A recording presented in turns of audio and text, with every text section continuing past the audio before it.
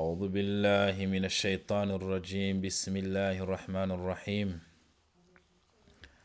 والصلاة والسلام على خير خلق الله نبينا وحبيبنا محمد صلى الله عليه وسلم. أما بعد، إخوة المؤمنين، السلام عليكم ورحمة الله وبركاته. التعليقات على الآية 180 إلى الآية 182. tugiye gukora تعليق ku byo twagiye tuvuga kuri izi aya uhereye ku aya 180 kugeza ku aya 182 بإذن سبحانه وتعالى. متامك يقول جل جلاله سبحانه وتعالى: Allah nyiribisingizo bizira inenge mu gitabo cya Qur'an hagatifu isura ya kabiri aya 180 nkuko twagiye twiganiraho. Imana iravuze iti: kutiba alaykum idha hadara ahadakumul maut in taraka khayran alwasiyatu lilwalidayn wal aqrabin bil ma'ruf haqqan 'ala al muttaqin.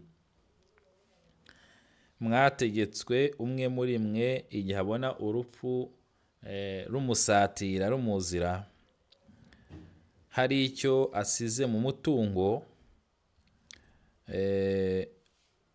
kuraga ababyeyi be n'abavandimwe b'umuryango we bugufi, akabaraga agamije gutinya Imana. Ibyo bikaba ari ukuri kubatinya Imana cyangwa se kubaha Imana. Ibn Abbas n'abandi mufassiruna basobanura Qur'ani baravuga bati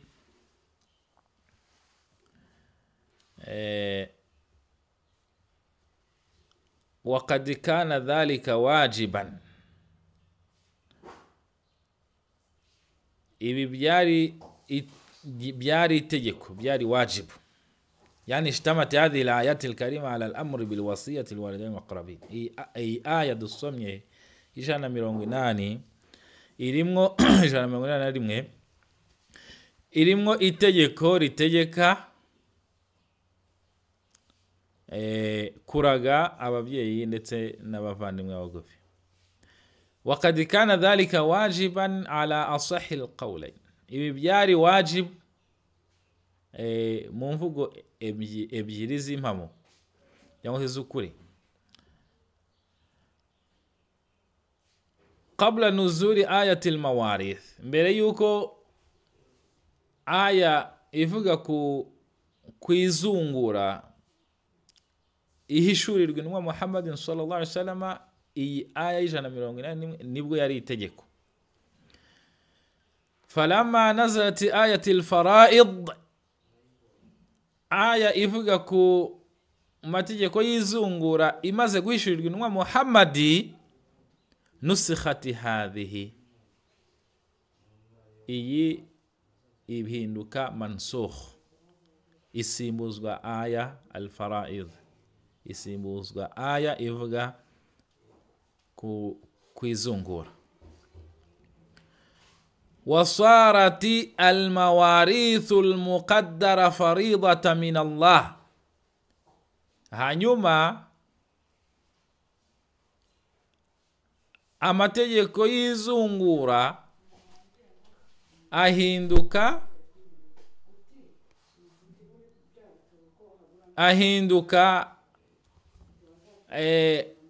muqaddara. iyo tuvuga muqaddara no kuvuga ngo hari ibipimo bizwi birebana n'izungura ku bazungura.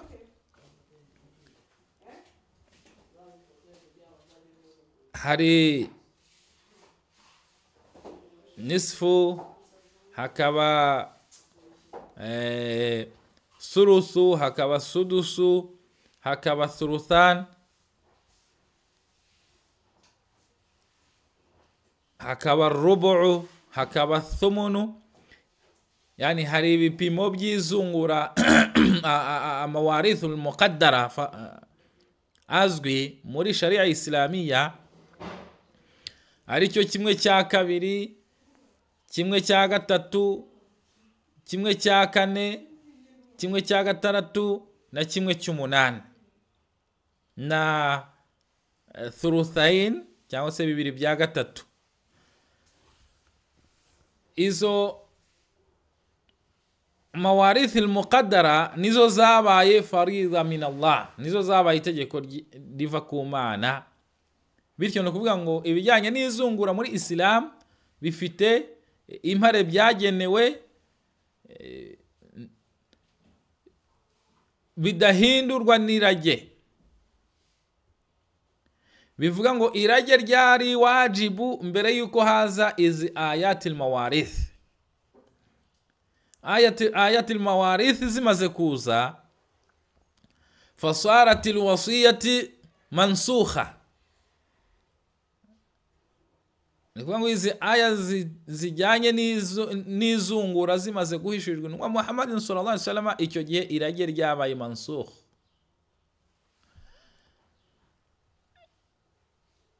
Bamwe bavuga ko al mansukh, abandi bakavuga yuko rikomeza. Yani imvugo ebyiri zihari, nuko irage ryabaye mansukh itegeko ryaryo, iyindi mvugo nivuga yuko irage rigikomeza. Ariko asahul qawlaini, imvugo y'ukuri ifite imbaraga kurusha muri izo mvugo ebyiri.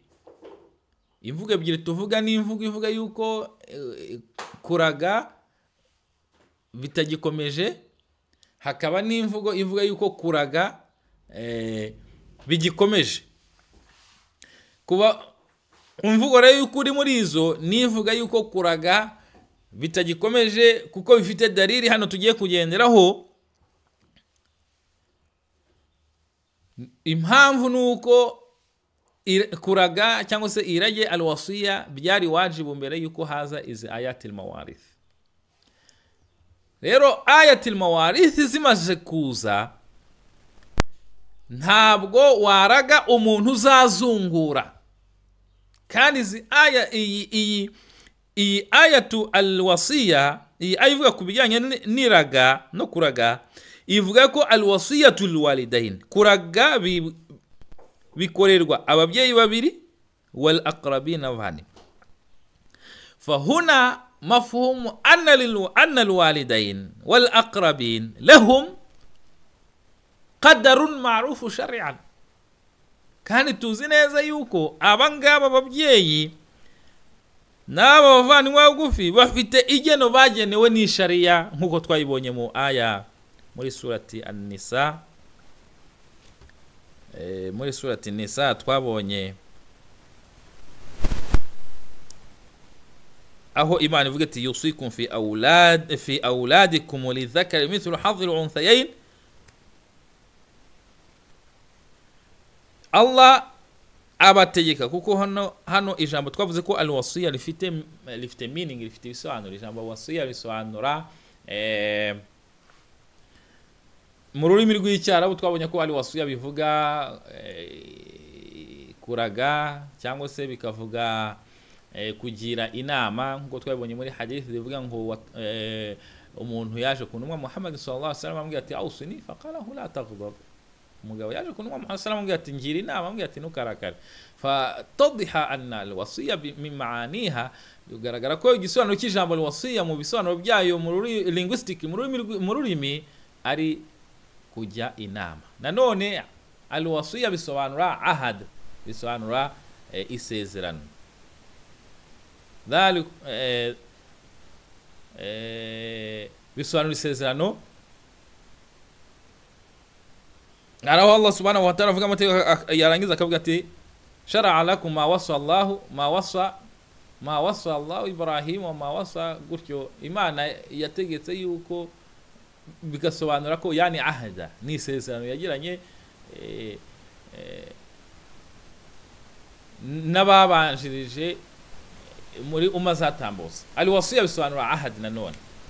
Nanone gasobanura kujya inama nkuko tubisanga muri Qur'an wal 'asri innal insana lafi khusr alladhina amanu wa salihati wa tawasaw bil haqqi wa tawasaw bis sabr.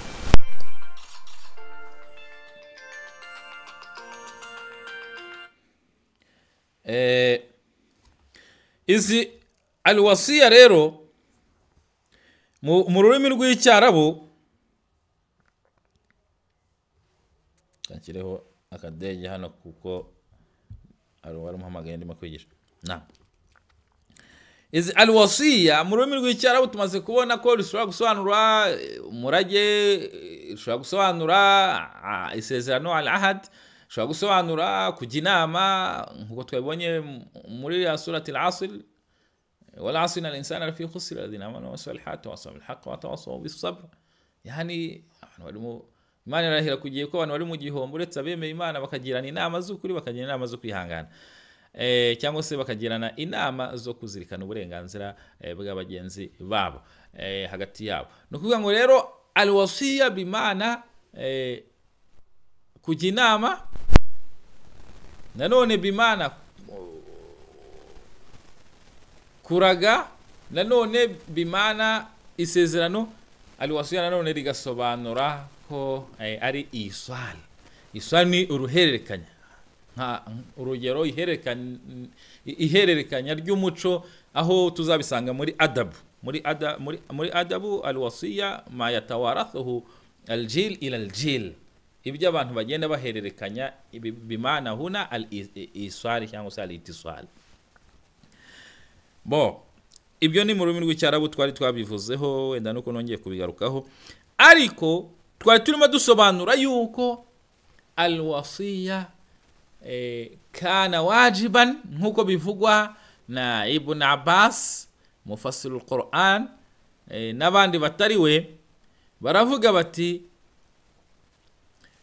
wasiya yari itegeko mbere yuko haza ayatil mawarith, ariko hakaba n'indi mvugo ivuga ko, cyangwa se hakaba n'ikindi gitekerezo kivuga ko alwasiya igikomeje. Ariko tukavuga ati asahul qawlayn, igitekerezo gifite imbaraga muri ibyo bitekerezo byombi uko ari bibiri ni ikivuga yuko alwasiya yabaye mansukh nuskhat bi ayatil mawarith, ya itegeko ryayo ntago rikiri wajibu, ntago rikiri ngombwa, kubera yuko ryakuweho n'izi aya zivuga ibijyanye n'uruhare cyangwa se n'igeno ry'abarebwa n'izungura mutungo. Bikanagarira muri iyi aya kuko ivuga yuko icyo gihe yavugaga yuko abantu bahabwa wasiya ari ababyeyi ndetse n'abavandimwe bugufi, kandi bikaba bigaragara yuko ababyeyi ari mu bantu bafite igeno bagenewe n'ishariya, nkuko tubisanga muri aya iboneka muri surati Nisa'i aya ya 11, aho Imana ivuga ati yusikumullahu fi auladikum. Imana irabategeka hano alwasiya ni itegeko, kubera ko alwasiya iturutse kuruta iba ari itegeko, ntabwo iba ari inama cyangwa se umurage. Yusikumullahu fi auladikum, Imana irabategeka ku bana banyu, lidhakari mithlu hadhil unthayayn, ko umuhungu afata ibyikubye kabiri abakobwa babiri. Yani umuhungu ahabwa igeno ry'abakobwa babiri mu gihe fa inkunna nisa, mu gihe iyo ari abakobwa gusa cyangwa se ari abagore fawqa thnatayn, barenze babiri, falahunna thulutha ma taraka, bafata bibiri bya gatatu byasizwe na nyakwigendera witabye Imana igihe afite abavandimwe cyangwa se abavandimwe bakobwa, cyangwa se mu gihe afwana afite abana bakobwa. Falahunna thulutha ma taraka, bahabwa bibiri bya gatatu by'umutungo wasigaye. Wa in kanat wahida, yari umwe, falaha nisf, abona kimwe cya kabiri. Wal abawayhi, naho ababyeyi be bombi li kulli wahid minhum sudus, umwe muri bo afata kimwe cya gatandatu mu mataraka mu byasizwe. In kana lahu walad, igihe uwitabye Imana yari afite umwana. Fa in lam yakun lahu walad, igihe nta mwana afite, wa warithahu abawahu, agomba kuzungurwa n'ababyeyi be, fali ummihi thuluth, icyo gihe nyina azahabwa kimwe cya gatatu cy'umutungo usizwe n'umuhungu we cyangwa se na nyakwigendera wagiye. Fa in kana lahu ikhwa, igihe afite abavandimwe, fali ummihi sudus, icyo gihe nyina azimukira muri 1/6. Igihe upfuye afite abavandimwe, upfuye nyina umubyara azafata 1/6 kuko asigaje abavandimwe. Imana ikomeza ivuga ati wasiyatu min ba'di wasiyatin yusi biha aw dayn, nyuma y'irage yatanze cyangwa se idayini cyangwa se ideni ryishyurwa. Yani nukuvuga ngo ibi byose byo kugabanwa umutungo byizungura mutungo wa nyakwigendera bikorwa habanje kureba ese uyu muntu nta wasuye yari afite, nta murage yari afite yatanze yaraze, cyangwa nta deni yari afite. Hano wasiya bimana hano ni donation, ni impano. Wasiya ni iki? Ni impano yatanze, atari impano yatanze cyangwa se ideni yari afite. Mbere yuko abantu bazungura umutungo, ikibanza kwitabwaho no kureba nimba nyakwigendera atarasize atanze impano, icyo twise hano irage, atarigeze araga. Hano rero imvugo ya kabiri ihita igaragaza yuko abahabwa impano ababyeyi batarimo. Nukuvuga ngo hano twabonaga muri iyi aya twasomaga mbere iboneka muri surati al-Baqara aya y'180, twasomaga yuko Imana yategetse ko umuntu yabona igihe cyo gupfa kicyegereje afite umutungo agomba kuraga ababyeyi be n'abavandimwe mu neza atabogamye. Ibyo bikaba ari ukuri kubatinya Imana. Rero tumaze kubona ko iyi aya yabaye mansuha. Hagati mu mvugo ebyiri zihari, hari imvugo ivuga ngo iyi aya yabaye mansuha, ni kuvuga ngo yaravuguruwe, ivugururwa isimbujwe ayatul mawarith. Ariko hano muri iyi aya ya 11 muri surati Nisa itwari turimo tureba ivuga ku bijyanye n'igeno ry'abazungura, batubwiye yuko izungura rikorwa nyuma yuko babanje kwishyura amadeni ya nyakwigendera cyangwa se babanje no kureba yuko nta rage yasize atanze. Aha hahitaza ikibazo kitujyana kuri ya mvugo ya kabiri ivuga ngo al-wasiya mustamira.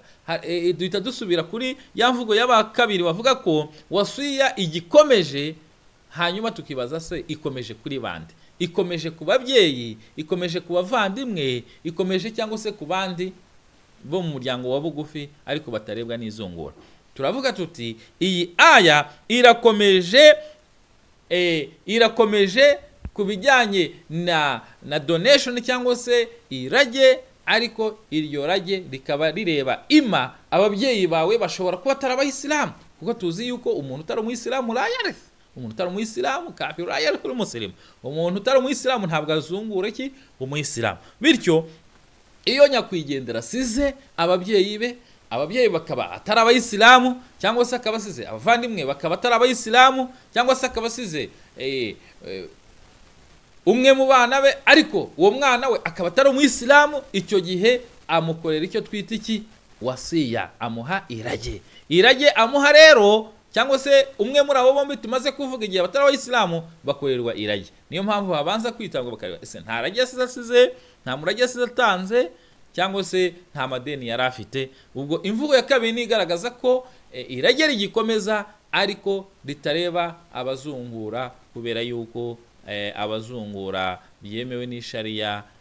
Iyi aya ya 11 yasimbuye iyi aya y'180 yo muri surati al-Baqara turimo tuganira.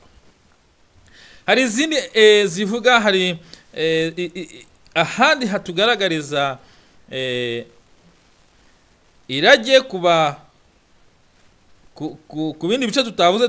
Mumvise ko twavuze yuko twavuze umuhungu, tuvuga nyina, tuvuga se, tuvuga abavandimwe, tuvuga abakobwa, ariko ntago twiye tuvuga umugabo. Hari igihe umugore ashobora gupfa nawe agasiga umugabo we, umugabo nawe rero aramuzungura ngo lirijali nasibu mimma taraka alwalidani wal aqrabuna walinisai nasibu mimma taraka alwalidani wal aqrabun. Muri surati Nisa aya ya 7 Imana iravuga ngo abagabo bahabwa ibyasizwe n'ababyeyi babo n'abavandimwe babo, nk'uko n'abagore nabo bihabwa ibyasizwe n'ababyeyi babo n'abavandimwe babo bima qarabu kathura byaba biki cyangwa se byinshi nasiba mafruda iryo ni igeno ryagenwe na Allah subhanahu wa ta'ala. Bityo rero hari igeno rihabwa abagore nko muri usobye aya ya 12 ikomeza ivuga ayatul mawarith, nukuvuga ngo kuva kuri muri surati Nisa kuva kuri aya ya 6 kuva kuri aya ya 7 afwan kugeza ku aya ya 12 Imana ivuga amategeko arebana n'izungura mu muryango wa Kislam. Rero reka ngaruke izi za tariki nagira ngo nkore mvuge kuri izi ayati nsa nkaho ntari navuzeho muri tafsiri twatanze mu isomo ryatambutse. Hanyuma rero Imana ikavuga iti faman badalahu, ariko reka mba nsome hadith mbere ko nkomeza.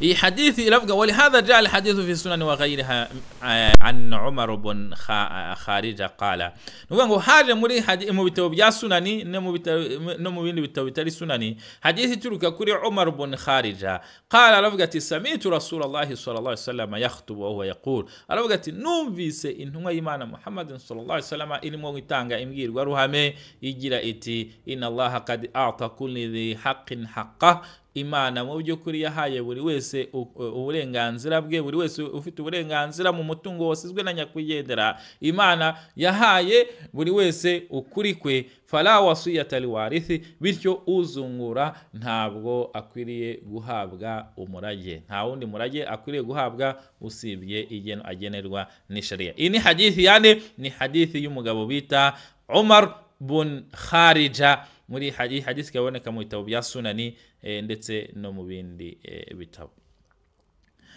Nanone waqala al-Imam Ahmad aravuga ati hadathana Ismail ibn Ibrahim ibn Aliya, aravuga ati witwa Ismail mwene Ibrahim mwene Aliya abikuye kuri Yunus mwene Ubayd, nawe iyi hadisi ifite siga tahadith na anana, harimo siga tahadith hadathna al-jumu', hakamo na anana an Yunus ibn Ubayd an Muhammad ibn Sirin, hakamo siga qala jalasa, aravuga qala jalasa ibn Abbas, aravuga ati iyo ni sinadi ya hadith nari ndimo kuvuga uruhekane abiga mustalah al-hadith bazizi siga ta'dil siga anana وقال ibarabiza abazi mustalabize mustalah alhadith yana amategeko agenga uruherekane rwo kumenya hadithi zimpamu cyangwa se zifite uburwayi.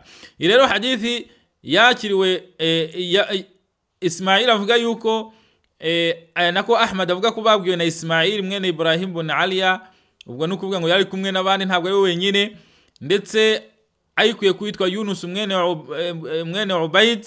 Ahangaha ni swigati, ahangaha urumva yuko bibaye umuntu umwe, kugeza kuri Muhammad ibn Sirin umuntu umwe, nawe yumvise avuga ngo qala jalasa ibn Abbas, avuga ati ibn Abbas igihe kimwe yaricaye faqara surat al-Baqara, yaricaye asoma surat al-Baqara hatta ata Ali, kugeza ubwo Ali yaje, hatta ata hadhihi al-aya, kugeza ubwo yazanye afwan hatta ata ala hadhihi al-aya, kugeza ubwo yaje ala iri hagati y'udukubo tubiri, iri between parentheses, aravuga ngo hatta ata ala hadhihi al-aya, cyangwa se hatta ata hadhihi al-aya, kugeza ubwo yageze kuri aya intaraka khayran lilwasiyati lilwalidayn wal aqrabin.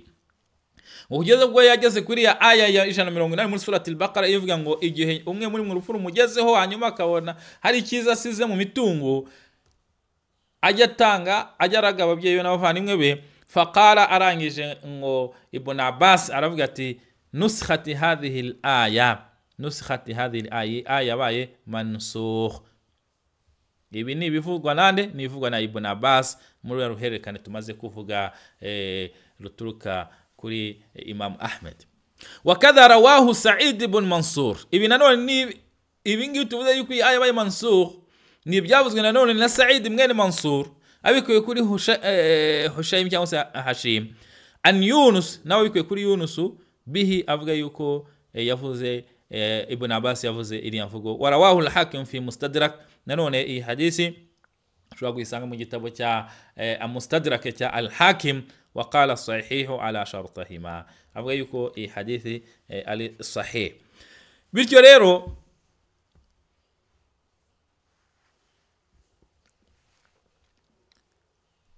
mu gusoza tukagira ngo tubabwire tuti Aisha 81 ikavuga faman badalahu ba'da ma sami'ahu, uzanyuranya nibi ngibi bamaze kubyumva, fa inna ma ithmu ala alladhina yubadiluna, icyakiza kuri babandi bahindura ibyo nyakwigendera siza atanzemwe murage. Inna Allah sami'un alim, mu byukuri Allah subhanahu wa ta'ala nuwumva cyane kandi akaba ari numenye cyane. Twavuze yuko amazina y'Imana n'ibisingizo byayo biba muri supremacy, biba mu bisingizwa muri adjective z'ikirenga. Imana isingizwa ibisingizo bisumba ibindi byose. Ntabwo Imana bavuga ngo Imana ni good, oya ni wanavuga ngo Imana ni better. You cannot say God is good, or you cannot say God is better. Because if you say God is good, you want to compare him with who? Urashaka kugereranya Imana n'iki? Rero Imana uramutse uvuze ngo Imana ni nziza, waba ushatse kuvuga yuko hari ikindi cyiza cyane kurusha Imana. Rero ntabwo tuvuga ngo Imana ni nziza cyangwa se Imana ni nziza better, oya Imana iri best. Imana ni nziza cyane. Unuko nujya gutaka Imana jyitaka adjectives ziri muri supremacy zo hejuru, ziri hejuru y'ibindi byose. Uko niko basingiza Imana, kuko Imana nta nenge igira, kandi ibisingizo byiza byose ni bya Allah subhanahu wa ta'ala. Walilahi al-asmaul husna fad'u biha. Imana ifite amazina meza, mujye muyakoresha mu gusaba Allah subhanahu wa ta'ala. Wadharu alladhina yuhiduna fi ayati biasma'ihi, babandi bazana ilhadi mazina ya Allah subhanahu wa ta'ala, bagashaka kwemera amwe mazina y'Imana yandi bakayahakana, bagashaka gukora taharifu, guhindura ibisobanuro by'amazina ya Allah subhanahu wa ta'ala. Abo ngabo al-mushabiha al-mumathila, ngabo murekane nabo. Mwebwe muri babandi basingiza Allah subhanahu wa ta'ala, kandi musingize Allah, musabe Allah mukoresha amazina ya Allah subhanahu wa ta'ala. Nguko rero akida ahli sunna wal jamaa yemera. Faman khafa min musin janafan, ngumuntu uzaba abona yuko hari inenge wasize atanzirage yakoze mu irage rye, hanyuma akarikosora. Faman khafa min musin janafan ay khata'an aw ithman fa aslaha bainahum, hanyuma akarikosora, fala ithma alayhi, nta cyaha azaba akoze. Inna Allaha ghafurur rahim, mu byukuri Allah subhanahu wa ta'ala ni ghafurun akaba na rahimun. Allah ni nyiri impuhwe nyinshi, akaba na nyiri imbabazi nyinshi cyane. Yani Allah arababarira cyane, kandi Allah agira impuhwe cyane. Nkuko twavuze ko Imana isingizwa ibisingizo biri muri supremacy. Hanyuma rero mu gusoza wenda kuri alwasiya, tarifu ya alwasiya, bisobanuro by'ijambo alwasiya, twavuze yuko ari malun, twavuze ko ari umutungo wimukira ku muntu akawegukana nyuma yuko nyirawo yitabye Imana biturutse ku irage cyangwa se yasize atanze nyakwigendera. Ni umutungo umuntu atsindira nta kiguzi atanze, ukimukira kuba yawuraze. Ahangaha mu dini ya Isilamu batubwira ko irage riba ku bavandimwe, ku babyeyi n'abavandimwe, ariko irage nanone rishobora no kuba ku bandi bantu batari mu bavandimwe bawe. Uwo mutungo umuntu rwose ukawumuraga akawegukana, umuntu wenda yakubaniye neza cyangwa se yaragufashije mu buzima bwawe, ibyo bibaho. Hanyuma wajya kwitaba Imana ukavuga ati umutungo wanjye 1/3 muzagihe runaka, twabanye neza, ukabyandika. Hano iwacu bajya imbere ya noteri bakabyandika, cyangwa se bakajya imbere y'ushinzwe irangamimerere bakabyandika, bakabibika, bakabigira ibanga. Nuko bigenda. Hanyuma rero bikazubahirizwa igihe hagiye gukorwa ibikorwa bijyanye n'izungura mutungo. Irage rero ni igikorwa gitangwa na nyiri umutungo igihe abona yuko agiye kwitaba Imana, akagikora ku bushake bwe, akakegura uwo ashatse, haba mu bantu bakure. Muri Islam twabonye yuko umuntu ufite igeno agenerwa n'ishariya ntarage akeneye guhabwa, kuko ibyo ngibyo byagaragaza yuko hagiye kubaho kurengera kandi afite igeno yagenewe n'iki n'ishari. Nanone twabonye yuko ushobora gutanga irage ku mwana wawe utakiri umuyisilamu, cyangwa se ku mubyeyi wawe utari umuyisilamu, cyangwa se ku mwana wawe utarabaye umuyisilamu, cyangwa se ku bavandimwe bawe batabaye abayisilamu. Ushobora kubagenera irage mu mutungo wawe mu gihe ubona yuko nuramuka witabye Imana nibakora izunguramutungo bari abantu nta kintu bazabona, kandi bari abavandimwe bawe cyangwa se bari ababyeyi bawe, cyangwa se wenda ari n'inshuti zawe zakubaniye neza. Nahansoreje ubutumwa bwanjye bw'uyu munsi. Nge mwari kumwe n'umuvandimwe wanyu Sheikh Musa Habarurema. Iki ni Icyizere Dawa TV, tukaba tubabwira ati mukande subscribe, share na comment, hanyuma mujye mutugira inama. Nge nkaba ngarukiye ahangaha rero, tukazakomeza utaha. Wa akhiru dawana alhamdulillahi rabbil alamin, wa assalamu alaykum wa rahmatullahi wa barakatuh. Support Ekizara TV *182 *8 *1 *0 16498#. Yes.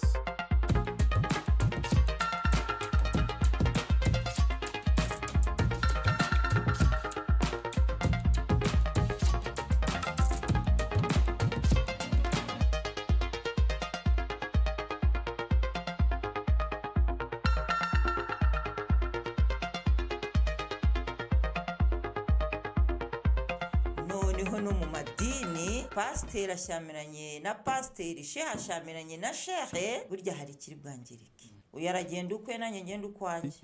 Ya ayyuhalladhina amanu atii'u Allaha wa atii'u rasula wa ulul amri minkum.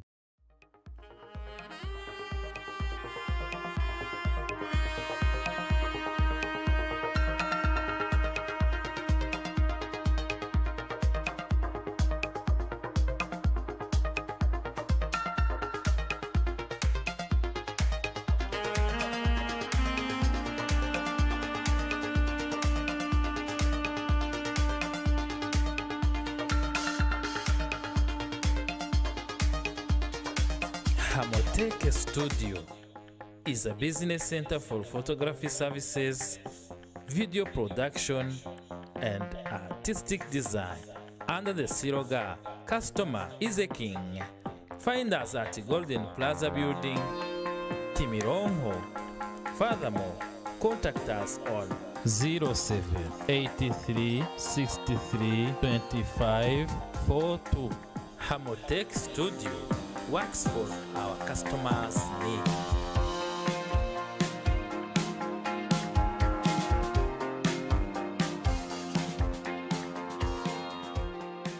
Murakaza neza ku Icyizere Dawa TV, televiziyo yanyu.